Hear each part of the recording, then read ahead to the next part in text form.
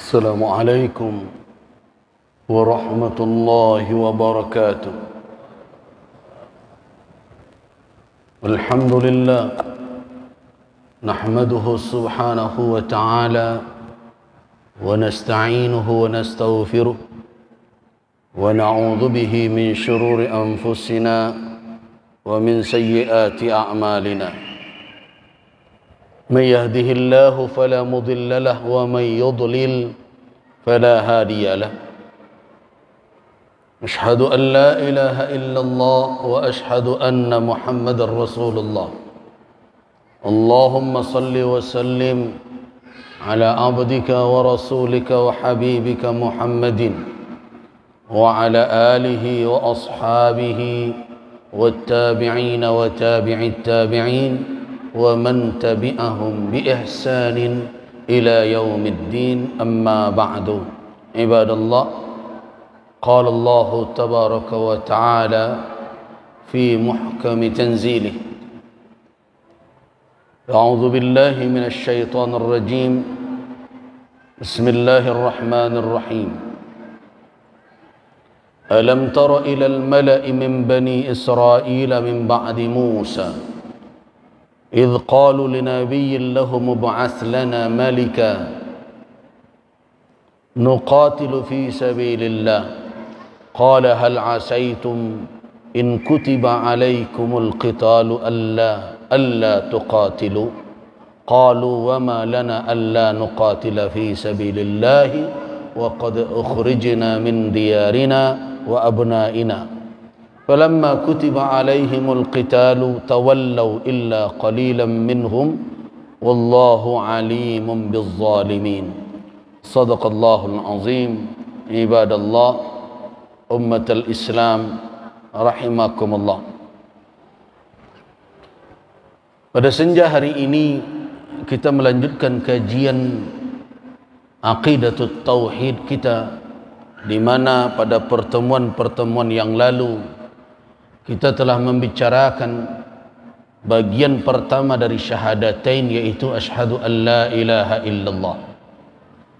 Pada malam ini kita akan membicarakan bagian kedua dari dua kalimat syahadat, yaitu wa asyhadu anna Muhammadar Rasulullah.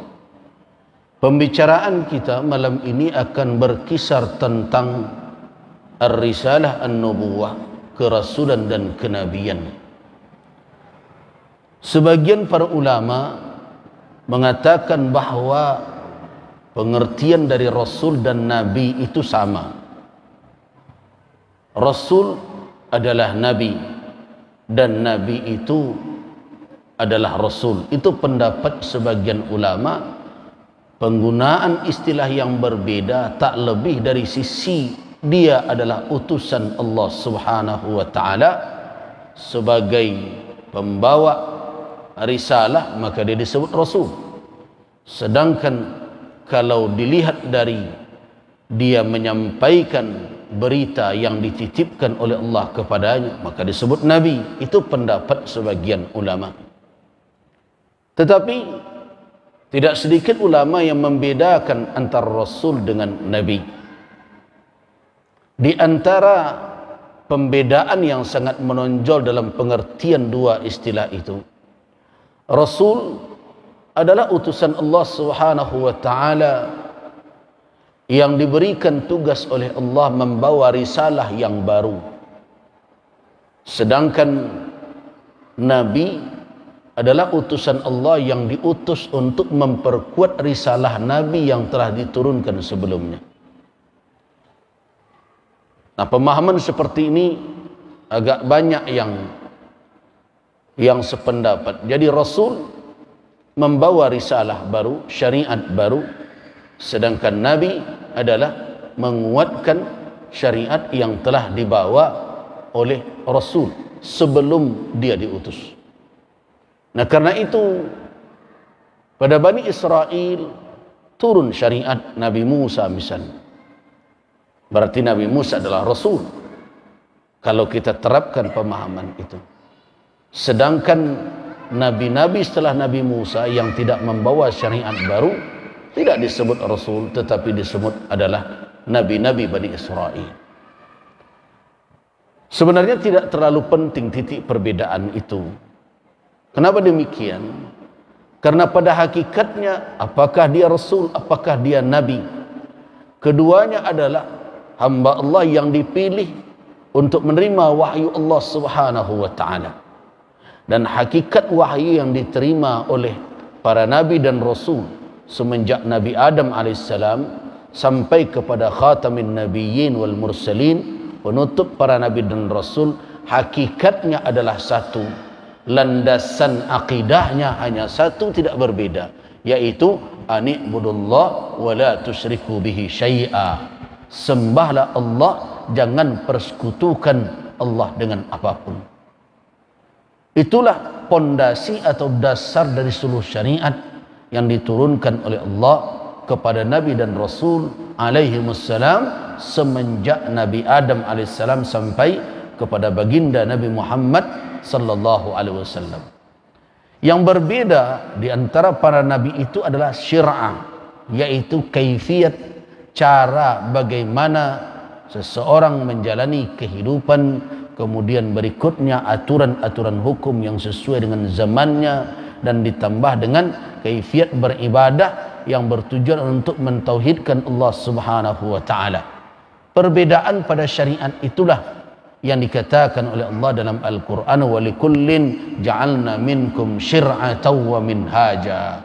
Masing-masing umat itu ada diberikan oleh Allah syariat dan minhaj, cara hidup tersendiri. Nah, ini yang dikatakan oleh Allah Subhanahu wa taala di dalam surat Al-Maidah ayat 48. Kita akan wa anzalna ilaikal kitaba bil haqqi musaddiqan lima baina yadayhi minal kitab wa muhaiminan alaih fahkum bainahum bima anzalallah wa la tattabi' ahwa'ahum amma ja'aka minal haqq minal haqq likullin ja'alna minkum syir'atan wa minhaja. Kalimat inilah setiap apa? Setiap kamu itu, setiap umat itu dijadikan oleh Allah ada syir'ah. Syir'ah, syariat, kaifiat bagaimana ajaran agama itu dijalankan, dan minhaj, tata cara kehidupan, sistem kehidupan yang harus dilalui. Nah, perbedaan yang ada antara nabi dengan nabi hanya pada ini, sedangkan pada akidah tauhid tidak ada perbedaan. Nah, tidak ada perbedaan. Apa yang dibawa oleh nabi-nabi sebelum Nabi Muhammad sama, tidak ada perbedaan dari dakwah para nabi intinya.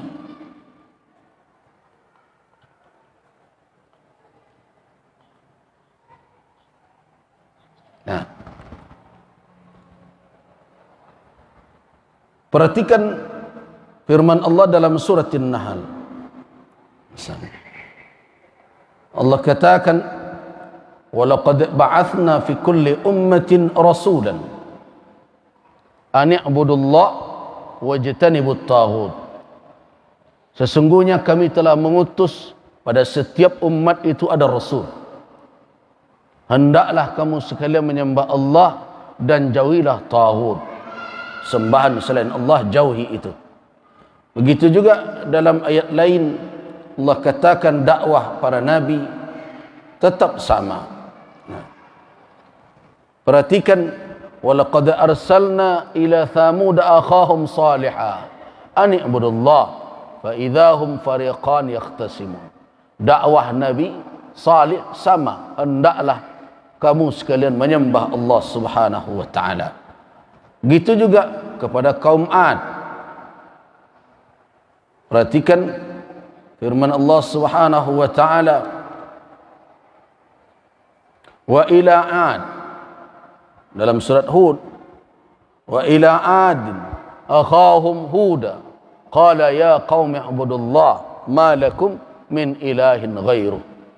Jadi pondasi dari seluruh ajaran syariat dari sisi akidahnya adalah satu, yaitu aqidatut tauhid, menyembah Allah satu-satunya dan tidak boleh mempersekutukan Allah dengan apapun.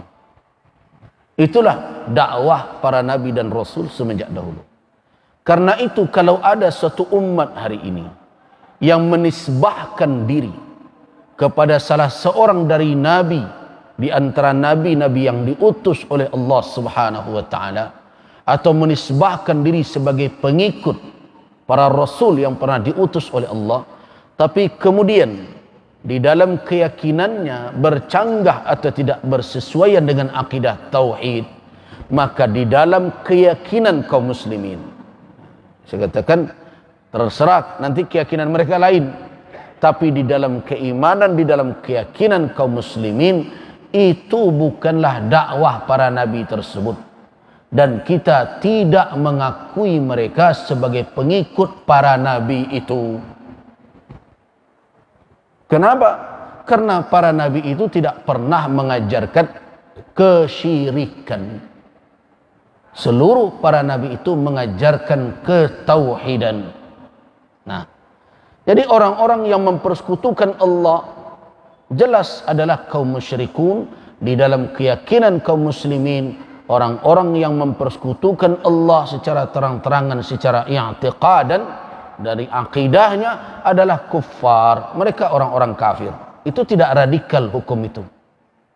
Hari ini setiap sebentar radikal-radikul saja semuanya.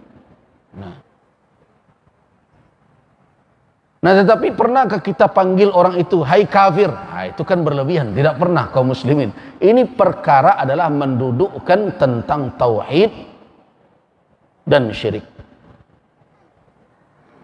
Di dalam cara bermuamalah, tentu bil hikmah wal mau'izatil hasanah, ya.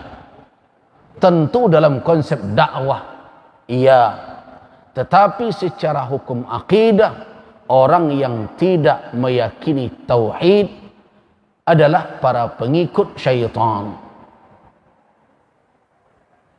Jadi orang yang melakukan kesyirikan, orang yang berkeyakinan bahwa ada ilah selain Allah Subhanahu wa taala, berarti keluar dari konsep la ilaha illallah. Orang itu berarti tidak tegak di atas ajaran tauhid. Apakah kita akan akui mereka sebagai pengikut Nabi Isa, Nabi Musa, Nabi Daud, Nabi Sulaiman? Tidak. Kita tidak akui itu pengikut para nabi tersebut. Kalaupun ada hari ini yang bertauhid, kemudian mengakui bahwa dia pengikut Nabi Isa atau Nabi Musa, tetapi tidak beriman dengan kerasulan Muhammad sallallahu alaihi wasallam dan tidak mengikuti Muhammad Rasulullah sallallahu alaihi wasallam, apakah orang itu tersesat? Iya. Kenapa? Karena setelah diutusnya Rasulullah Muhammad sallallahu alaihi wasallam dan turunnya syariat yang dibawa oleh Rasulullah Muhammad sallallahu alaihi wasallam, maka dalam keyakinan kaum muslimin, seluruh umat manusia harus menjadi pengikut Muhammad Rasulullah sallallahu alaihi wasallam. Siapa saja yang mengingkari dakwah Muhammad Rasulullah sallallahu alaihi wasallam, walaupun mereka mengatakan ilahun wahid, Tuhan itu satu, apakah mereka itu muslim? Apakah mereka selamat? Tidak. Orang itu memilih selain Islam sebagai din, sebagai agama. Apa kata Allah? Wa may yabtaghi ghairal islami dinan falan yuqbala minhu wa huwa fil akhirati minal khasirin. Siapa saja yang mencari agama selain Islam sebagai agamanya, sekali-kali tidak akan diterima darinya, dan orang itu di akhirat akan termasuk orang-orang yang merugi. Itu makanya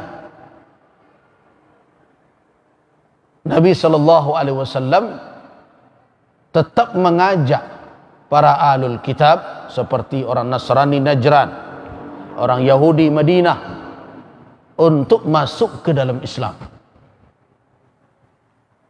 Nabi sallallahu alaihi wasallam menerima utusan dari Najran, dari wilayah Najd, sekarang Saudi bagian timur.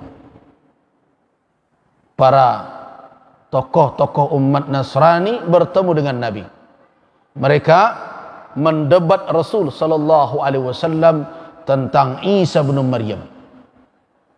Kemudian dijawab oleh Nabi, "Innama mathalu Isa 'indallah." Perumpamaan Isa di sisi Allah Subhanahu wa taala seperti penciptaan Adam alaihissalam. Diciptakan dari tanah dan seterusnya. Mereka tetap saja bersikuku, berkeras hati.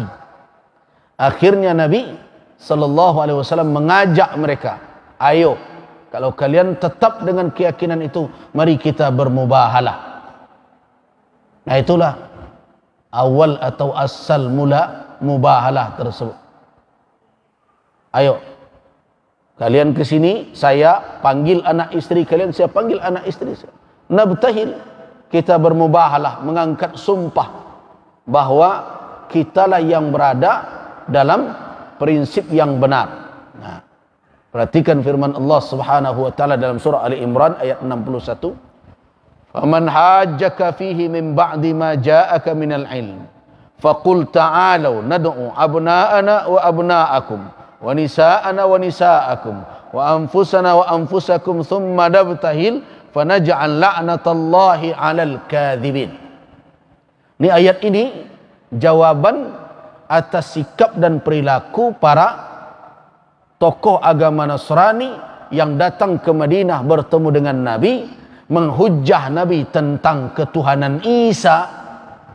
Ya kan? Perhatikan sebelumnya. Mereka datang, kemudian Allah Subhanahu wa taala menjawab pertanyaan tokoh-tokoh Nasrani itu. Apa kata Allah? "Inna masala Isa indallah kamasali Adam." Sesungguhnya perumpamaan Isa di sisi Allah seperti perumpamaan Adam, khalaqahu min turabin. Diciptakan Adam oleh Allah dari tanah. Maknanya Adam tercipta tanpa ibu dan bapa. Jadi kalau memahami Isa tanpa bapa, kenapa terlalu pusing? Ada makhluk yang tercipta tanpa ibu dan bapa. Nah, perumpamaannya seperti itu saja. Nah, kemudian mengapa kalian lari dari konsep pemikiran seperti ini? Qala lahu, kemudian kun fayakun, jadilah maka jadilah dia. Kenapa lari dari itu? Nah, kemudian al-haqqu min rabbika fala takun minal mumtarin. Kebenaran itu datang dari Tuhanmu, jangan menjadi orang ragu-ragu. Nah, kemudian mereka ditantang oleh Nabi, tapi tetap mereka enggan. Maka Nabi disuruh untuk mengatakan, "Faman hajjaka fihi." Siapa saja yang menghujjah engkau dalam perkara itu, min ba'di ma ja'aka minal ilm, setelah datang kepada engkau ilmu hakikat yang sebenarnya itu, faqul, maka katakan Muhammad kepada mereka, "Ta'alau, ayo sini. Nad'u abna'ana." Kita panggil anak-anak kita. Wa abna'akum, dan anak-anak kalian. Wa nisa'ana, istri-istri kami. Wa nisa'akum, istri-istri kalian. Kemudian wa anfusana wa anfusakum, dan kita, diri kami dan kamu sekalian. Mari kita apa? Nabtahil thumma nabtal, bermubahalah. Memaknanya mengangkat sumpah, demi Allah sayalah yang benar dalam masalah ini. Dan ditambah dengan apa? Tambah pernyataan, kalau saya dusta maka saya berhak mendapat laknat dari Allah Subhanahu wa taala. Ditantang. Tahu enggak bapak-bapak dan ibu-ibu apa jawaban tokoh-tokoh Nasrani dari Najran? Ya Muhammad, kami berembuk dahulu, berunding dahulu. Akhirnya setelah berunding, apa kata yang paling tua dari mereka? Kami melihat enggak usahlah kalian bermubahalah. Kenapa? Tidak ada satu kaum kalau sempat bermubahalah dengan seorang nabi illa sta'salahum, melainkan habis ke akar-akarnya, kaurek tunggangnya. Itulah akhirnya mereka tubaan rencak, pilih sajalah awak patuh ke aturannya yang mengatur kehidupan awak, awak bayar salah jizyah, pajak untuknya. Nah, itulah pilihannya. Jadi sebenarnya mereka mengetahui kebenaran apa yang dibawa oleh Nabi sallallahu alaihi wasallam. Tapi apa yang membuat mereka enggan adalah kedudukan mereka, harga diri mereka, citra mereka di tengah umat mereka. Itu yang mereka khawatirkan semua. Karena itu mereka tidak berani mengangkat sumpah dengan Nabi. Kenapa? Kata pembesar mereka, banyak di dalam berbagai kitab tafsir riwayat itu dinukilkan, tidak ada suatu kaum kalau bermubahalah dengan seorang nabi illa sta'salathum. Mubahalah itu akan menyebabkan apa? Mereka akan terkikis sampai ke urat tunggang mereka. Habis, punah nanti jadi. Amu kalian serupa itu. Kalau itu tuan rencak. Faisalah ke Muhammad tu anang kandak engkau membayi-bayi kami berbagai pokoknya kami patuh engkau atur. Biarkan kami dengan agama kami. Begitulah mereka. Nah, Nabi SAW akhirnya membiarkan mereka karena iman tidak bisa dipaksa. Itu makanya tidak usah takut kalau ada orang Islam yang istiqamah dengan agamanya. Makanya akhir-akhir ini dan kemarin beberapa hari saya ingatkan karena ada pembicaraan tentang toleransi lah, moderasi lah, macam-macam segala jo. Apakah memang kita kurang toleransi ini? Jadi kadang-kadang sesuatu itu terlalu didramatisir betul. Tidak ada yang terganggu umat beragama lain di ranah ini. Sepertinya tertuduh terus umat Islam. Sumatera Barat tertuduh terus. Makanya saya katakan saya tidak terima itu. Sumbar dijadikan sebagai ranking kedua dari bawah dalam indeks kerukunan secara nasional. Jadi awak indak toleran, termasuk kelompok nan paling indak toleran tu kira-kira. Maka itu berdua di bawah Aceh. Bahkan Papua saya lebih tinggi tingkat toleransi dari awak. Coba bayangkan itu. Maka saya katakan ini apa-apaan ini. Ada survei. Siapa yang disurvei, bagaimana mengambil sampelnya, indikator yang dipakai apa ya, tidak jelas. Nah, telusuri demi telusuri rupanya aneh-aneh saja. Adonan disurvei. Jadi bapak-bapak dan ibu-ibu harus hati-hati juga sekarang. Ada orang mau survei kita, jangan namu saya tanya mana lo. Tidak, dia datang ke kampung-kampung. Di kampung tu mayoritas tidak ada orang selain Muslim. Kemudian ditanya kepada dia, Pak, apakah bapak setuju tetangga bapak pergi beribadah ke tempat agama lain? Tidak ada orang dan selain agama Islam tetangga. Tentu jawab tidak setuju sebab Muslim sedonya. Apa buat ni? Berarti radikal orang sikau. Nah, gitulah caranya. Survei abal-abalan begitu. Jadi kalau ada seorang Muslim istiqamah dengan agamanya, apakah Muslim yang istiqamah itu akan berdampak nanti kepada sikapnya sehingga berbuat zalim kepada orang yang tidak seakidah? Tidak mungkin. Kenapa? Karena kezaliman itu haram kepada siapapun. Namanya zulmun. Jadi kalau ada perilaku seorang Muslim, nampak orang non-Muslim belanja kenyo, nyenai arago 5 kali lipat. Betul ke kerja tu? Salah. Tidak benar itu. Orang ditipu seperti itu. Dia tidak tahu harga pasar. Tidak pernah Islam mengajarkan boleh berbuat zalim kepada orang yang tidak seakidah. Tidak ada ajaran Islam begitu. Nah, terus kenapa agama Islam dituduh terus seolah-olah sebagai pemicu tindakan radikal, bahkan terorisme dan berbagai macam? Nah, inilah yang dikatakan stigma negatif yang terus dilekatkan kepada Islam dan kaum muslimin. Nah, itu yang disebut oleh orang dengan fobia, namanya Islamophobia. Itu sekarang berkembang di mana-mana. Dan umat Islam harus mengingatkan orang-orang seperti itu agar berhenti. Sebab tidak menguntungkan kehidupan berbangsa. Hanya akan melahirkan hidup saling curiga antar sesama anak bangsa. Berhentilah bersikap seperti itu. Ini beberapa hari ini saya ingatkan di dalam berbagai pertemuan, berhentilah sebagai anak bangsa menghembuskan hal yang demikian. Termasuk toleransi liberal.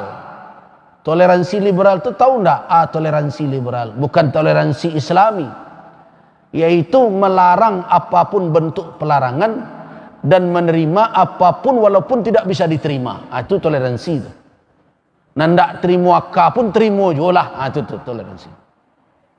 Pokok jangan larang-larang, kok kamanga orang, kok kasase orang, kok kamanga orang, jangan larang-larang. Itu toleransi. Biar saja ulah. Orang ka murtad, orang ka manga-manga, ka babuat maksiat, itu toleransi. Itu toleransi liberal namanya itu, yang begitu. Siapa dulu nabinya tuh John Locke namanya. Toleransi dalam Islam tidak begitu. Dan toleransi yang dikembangkan di Indonesia bukanlah toleransi liberal. Kenapa? Karena apapun tindakan kehidupan berbangsa dan bernegara harus mengacu kepada Pancasila. Kan di dalam tujuan hidup bernegara di dalam pembukaan Undang-Undang Dasar 45 aja leh, memajukan sejarah terumum dan seterusnya berdasarkan yang pertama itu Tuhan, ketuhanan. Berarti apapun perilaku, apapun sikap bernegara tidak boleh lepas dari ketuhanan. Jadi negaraku walaupun tidak mengaku sebagai negara agama, tapi bukan pula negara sekuler, tapi negara berketuhanan. Karena itu banyak hal-hal yang merusak sekarang yang sedang dikembangkan. Karena itu saya mengajak para ulama bangkit untuk mengingatkan itu. Jangan diam saja. Korbannya adalah generasi yang akan datang, anak cucu kita yang tidak tahu antara hak dan batil mana perbedaannya. Ingatkan, jangan diam. Nah, hari ini kan diam.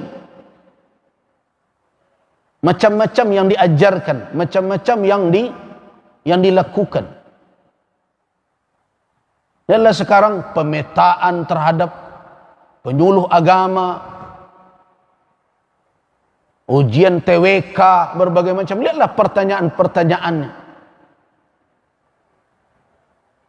Nah, banyak dari umat Islam karena takut pangkat dan jabatan lari, hilang. Akhirnya berjawab yang ketujuh oleh yang menguji. Bahkan saya mendapat laporan menuliskan ulama yang disukai saja. Kalau tidak ketujuh, tukang uji, jadi radikal. Coba bayangkan itu. Jangan-jangan bapak-bapak dan ibu-ibu kalau diuji model itu babuat Syah Ustaz Nacok dan Agus Rizal lah kan radikal, kelompok radikal. Nah, masa begitu? Ini hidup di dalam negara seperti apa? Tidak jelas. Jadi karena itu saya mengajak kita semua untuk semakin teguh hendaknya dengan prinsip tauhid. Karena itulah yang menjadi pegangan dakwah para nabi dan rasul. Nah, kita kembali kepada masalah ini. Jadi tetap sama apa yang menjadi dasar syariat para nabi dan ditutup seluruhnya dalam keyakinan kaum muslimin oleh syariat yang dibawa oleh Muhammad sallallahu alaihi wasallam. Karena itu tidak ada peluang bagi manusia setelah turunnya risalah syariat yang dibawa oleh Rasulullah sallallahu alaihi wasallam dan Muhammad diutus sebagai nabi dan rasul, tidak ada peluang bagi manusia untuk memilih yang lainnya. Siapa saja yang memilih yang lain dalam hukum akidah yang diyakini oleh kaum muslimin, orang itu berarti kafir. Ya biasa, memang begitu ketentuan. Nah sekarang setelah kita berbicara Nabi dan Rasul, pengertiannya bahwa tidak terlalu penting bagi kita perbedaan, yang jelas keduanya sama-sama mab'us, diutus dari Allah Subhanahu wa taala, utusan Allah, dan menerima wahyu dari Allah Subhanahu wa taala. Nah sekarang berapa jumlah Nabi dan Rasul itu? Kemudian kenapa yang kita imani hanya 25? Para ulama sepakat bahwa jumlah Nabi dan Rasul lebih dari 25 orang. Tidak ada perbedaan pendapat ulama bahwa Nabi dan Rasul jumlahnya lebih dari 25 orang. Dalam hadis Abi Dzar yang diriwayatkan oleh Ibnu Hibban, hadis ini tidak sahih, hadis dhaif, tapi sebagai gambaran bahwa Rasulullah sallallahu alaihi wasallam ketika ditanya kamir rasul, berapa orang rasul dan berapa orang nabi, ketika ditanya kamil anbiya, berapa nabi, qala mi'atu alfin wa ishrun, 120.000 orang. Itu jawaban Nabi. Berapa rasul dari 120.000 itu? Kata beliau adalah 313 jamman ghafiran, yaitu 313 orang. Tapi hadis ini tidak dalam kategori sahih. Kemudian ada hadis tentang keutamaan Masjid Khaif. Masjid Khaif adalah masjid yang ada di Mina bagi jamaah haji yang pernah pergi haji melontar jamarat. Di Mina itu ada masjid, di sana tempat Nabi dahulu berkemah dan beliau bermalam di situ, namanya Masjid Khaif. Di antara keutamaan masjid itu dalam hadis yang sahih dikatakan oleh Nabi, shalla fi hadzal masjid, di tempat beribadah masjid ini, shalla fi hadzal masjid, salat di masjid ini aksar min 70 nabiyya, pernah salat lebih dari 70 nabi. Nah, saya tidak ingin mengajak kita untuk berhenti pada batas angka, karena tidak ada angka yang disepakati. Yang disepakati adalah jumlah para nabi dan rasul lebih dari 25 orang. Berapa jumlahnya? Banyak itu jumlahnya. Apakah ada yang menetapkan di dalam Al-Quran bahwa ada nabi di luar dari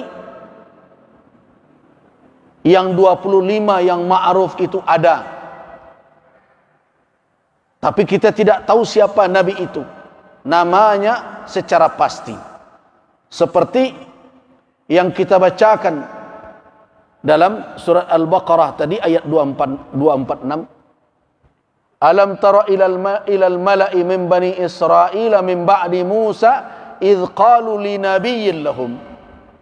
Nah, tidakkah engkau memperhatikan para pemuka Bani Israel setelah Musa, idh qalu li nabiyyin lahum, ketika mereka berkata kepada nabi mereka. Manin nabi? Siapakah nabi itu? Ada yang mengatakan itu Daniel, ada yang mengatakan ini, ada yang mengatakan itu. Wallahu a'lam. Kepastiannya siapa nabi itu? Tapi yang jelas ada nabi di luar dari nabi yang ma'ruf selama ini. Nah, terus kenapa yang kita imani dan wajib diimani hanya 25? Karena humul ladzina jaa dzikru asma'ihim fil Qur'anil Karim. Karena yang 25 itulah yang tersebut namanya secara spesifik di dalam Al-Quran. Itu makanya 25 yang wajib diimani. Secara person-person, orang per orang, mulai dari Adam alaihissalam, kemudian Nuh, berikutnya sampai Ibrahim dan anak keturunannya. Semua itu yang 25 itu jaa dzikru asma'ihim, terdapat nama mereka tersebut di dalam Al-Quran. Nah, di dalam konsep akidah umat Islam tentang perkara itu, masalah gaib itu, kenabian itu kan gaib, risalah itu gaib. Allah mengutus seorang hamba itu tidak seperti orang diangkat jadi pejabat hari ini, SK-nya bisa diperiksa, tapi gaib. Ama SK Nabi, tolong cari kesihatan do tangan, dah ada. Nah, jadi Allah mengutusnya, kerasulan itu adalah gaib. Nabinya yang tidak gaib karena nampak oleh umatnya, tapi risalah yang dibawa, wahyu yang datang Nah, di dalam konsep keimanan kita kaum muslimin, mengimani perkara yang gaib kan ada 4 kaedahnya. Salah satunya adalah kita baru bisa mengimani perkara yang gaib kalau informasi kegaiban itu datang melalui khabar yang tidak mungkin salah. Ya, khabar tentang yang gaib yang tidak mungkin salah ya dari siapa? Dari alimul ghaibi wasyahadah, dari yang maha tahu dengan yang gaib dan yang nyata. Siapa itu? Allah. Nah, karena itulah makanya kaum muslimin tidak bisa menyandarkan keimanannya kepada yang gaib selain kepada khabar yang sahih berupa Al-Quran dan sunnah yang sahih. Di luar itu tidak bisa diimani. Walaupun ceritanya enak didengar, tapi hadisnya palsu misalnya, itu tidak bisa diimani. Nah, karena tidak ada penyebutan nama selain dari 25 itu, maka itulah yang diimani dan wajib diimani. Ada nama yang disebut, tetapi ikhtilaf ulama tentang kenabiannya. Siapa dia? Luqman misalnya. Ada nama yang disebut dalam sunnah dan berbagai macam. Ikhtilaf ulama disebutkan oleh Al-Quran tidak dengan namanya, dengan isyarat seorang rajulun salih, Khidir misalnya. Karena itu tidak bersepakat ulama tentang kenabian Luqman dan tidak bersepakat ulama tentang kenabian Khidir alaihissalam. Nah, sedangkan yang 25 tadi, karena memang tersebut arsalna, kami utus dan seterusnya, Nuhan, Salih, Syuaiban dan lain-lain, 25 itulah yang wajib diimani. Karena itulah kabar yang sahih pasti dari Al-Quran, mereka itu adalah anbiyaullah. Nah, siapa saja yang mengingkari kenabian yang 25 itu, termasuk Nabi Isa alaihissalam, apakah orang itu muslim? Tidak muslim. Orang muslim tidak akan mengingkari siapapun dari nabi yang telah ada berita yang sahih di dalam Al-Quranul Karim dan di sunnah sahih.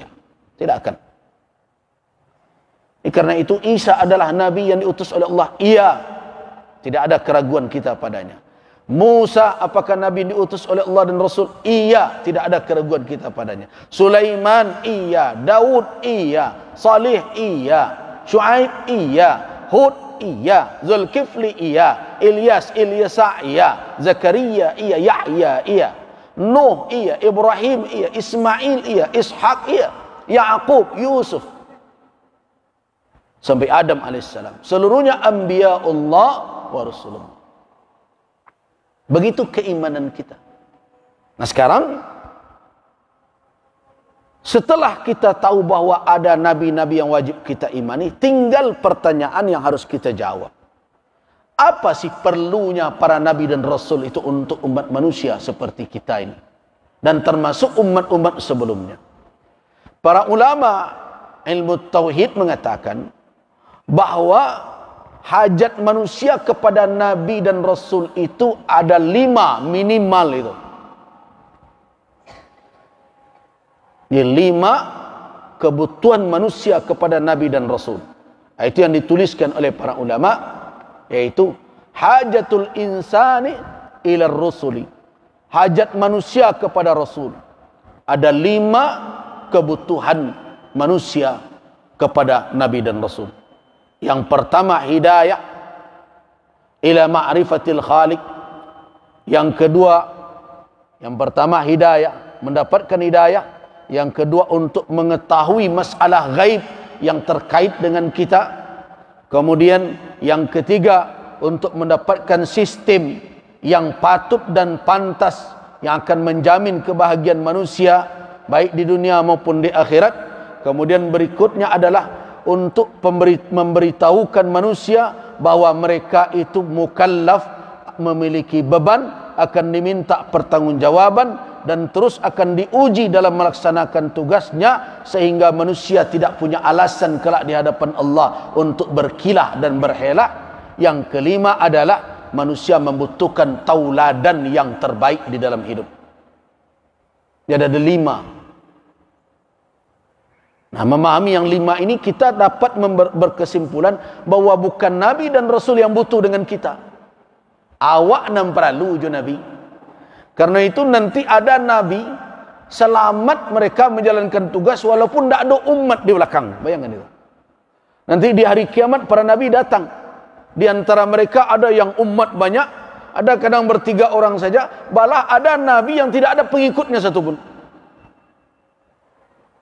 Tapi Nabi itu selamat enggak? Selamat. Kenapa? Lah disampaikannya. Orang tidak mau ikut terserahnya lah. Nah, berarti keberadaan Nabi dan Rasul itu di tengah-tengah kita adalah kebutuhan kita. Bukan Nabi dan Rasul yang butuh kepada kita. Kini terbalik. Payah bana ulama menyuakkan dan baik kemuncuan awak. Padahal untuk keselamatan awak itu nan aneh kini. Jadi seolah-olah yang butuh dengan petunjuk Rasul itu adalah Rasul. Rasul yang butuh dengan umat, padahal sebaliknya umat yang butuh dengan Nabi dan Rasul itu. Tapi sayang, hakikat ini yang tidak diketahui sehingga ketika kita disampaikan oleh ulama tentang petunjuk Nabi dan Rasul, banyak yang ogah-ogahan. Dia lantai yon tindak gitu. Jadi kita sampai baru pada kajian apakah Nabi dan Rasul yang butuh kepada umat atau sebaliknya manusia, umat ini yang butuh kepada Nabi dan Rasul. Nah, dari istiqra'an, dari pembacaan terhadap nusus, terhadap teks-teks wahyu yang ada, termasuk juga realita perjalanan sejarah peradaban umat manusia, maka ulama menyimpulkan tidak ada keraguan bukan Nabi dan Rasul yang butuh dengan manusia, dengan umat ini. Yang butuh dengan Nabi dan Rasul adalah umat itu sendiri. Sayang mereka banyak tidak menyadari bahwa mereka sebenarnya yang butuh, tapi malah mereka yang pandang bahwa Nabi dan Rasul yang butuh dengan mereka. Apa kebutuhan? Kebutuhan utama adalah mendapatkan hidayah. Sudah masuk waktu. Kita salat Isya dulu. Mungkin tidak bisa kita selesaikan kelima kebutuhan itu. Minimal 1 lah untuk pengantar. Jadi kita lanjutkan 4 lagi. InsyaAllah kita jelaskan kebutuhan pertama apa? Hidayah. Kita membutuhkan hidayah dari Nabi. Hidayah seperti apa yang didapat dari Nabi? Nanti akan bermacam-macam pula hidayah. Di dalam Al-Quran ada kalimat yang mengatakan Nabi memberi hidayah, tapi ada pula kalimat yang mengatakan Nabi tidak memberikan hidayah. Nah, bagaimana mendudukkannya? InsyaAllah nanti setelah salat Isya kita lanjutkan. Demikian dulu. Assalamualaikum warahmatullahi wabarakatuh.